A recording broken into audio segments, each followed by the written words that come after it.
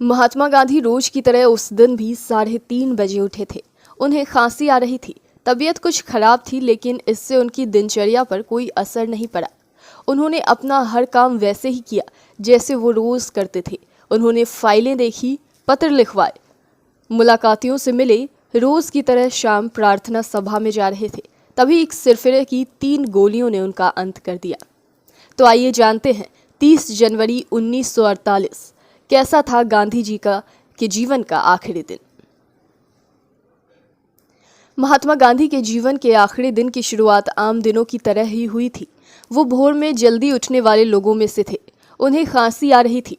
उनकी तबीयत बहुत अच्छी नहीं थी। दिन में उन्होंने काफ़ी काम निपटाए। सरदार वल्लभ भाई पटेल से गंभीर मंत्रणा की।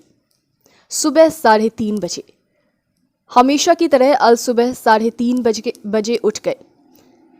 दिल्ली की बर्फीली सुबह में उठने के नाम से लोग कांप जाते हैं, लेकिन गांधी जी का उठने का समय यही था।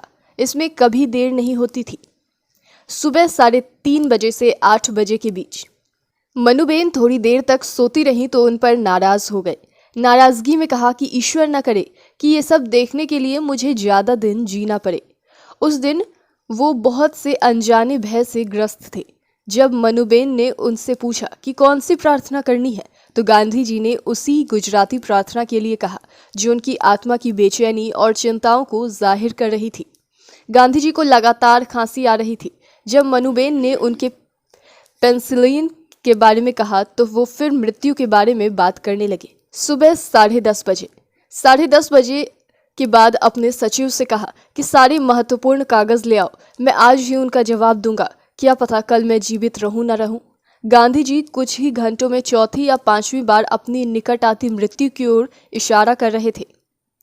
अगले 3 घंटे वो जरूरी कागजों को निपटाते रहे। सचिव से तमाम पत्रों के जवाब लिखवाते रहे। इसी बीच कई लोग उनसे मिलने भी आते रहे।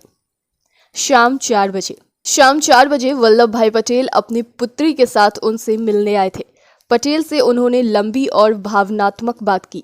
बीच में एक बार मनुबेन कमरे में कठियावाड़ से कांग्रेस नेताओं के आने का संदेश देने आई तो गांधी जी से मुलाकात करना चाह रहे थे। उन्होंने कहा कि उनसे कहो कि प्रार्थना सभा के बाद वो सैर में मेरे साथ बातचीत कर सकते हैं, अगर तब तक मैं जीवित रहा तो। गांधी जी के अंतिम शब्दों की ओर किसी ने ध्यान नहीं दिया। शाम 5 बजे पटेल और गांधी जी की बातचीत जारी थी। तभी 5 बज गए। ये उनकी प्रार्थना सभा का समय था। पटेल और उनकी बेटी विरला भवन से चले गए। गांधी जी प्रार्थना सभा की ओर जा रहे थे। अंतिम घड़ी गांधी जी 6-7 कदम ही चले होंगे। उन्होंने सबको हाथ जोड़कर नमस्कार किया। तभी हरी स्वेटर पर खाकी जैकेट पहने एक व्यक्ति औरों को धक्का देता आगे निकल गया। उसने कहा, मनुबेन के हाथ से चश्मा, जपमाला, नोटबुक और पीकदान गिर गया। वो गांधी जी के सामने झुका वो व्यक्ति और उसके साथ ही रिवॉल्वर को दबाते हुए जुड़ गया। 3 धमाके और सब कुछ खत्म। मनुबेन झल्लाकर बोली, भाई बापूजी को प्रार्थना में जाने के लिए पहले ही देर हो रही है, आप उन्हें क्यों परेशान कर रहे हैं। वो अपनी बात पूरी भी नहीं कर पाई थी कि एक एक करके 3 धमाकों की आवाज हुई। 3 गोलियां गांधी जी को लगी और उनके मुंह से हे राम हे राम हे राम निकल रहा था। जब गांधी गिर रहे थे तब उनकी हाथ नमस्कार की मुद्रा में जुड़े हुए थे। 0 पॉइंट की ओर से नमन है गांधी जी को उनके 74वें डेथ एनिवर्सरी पर। धन्यवाद।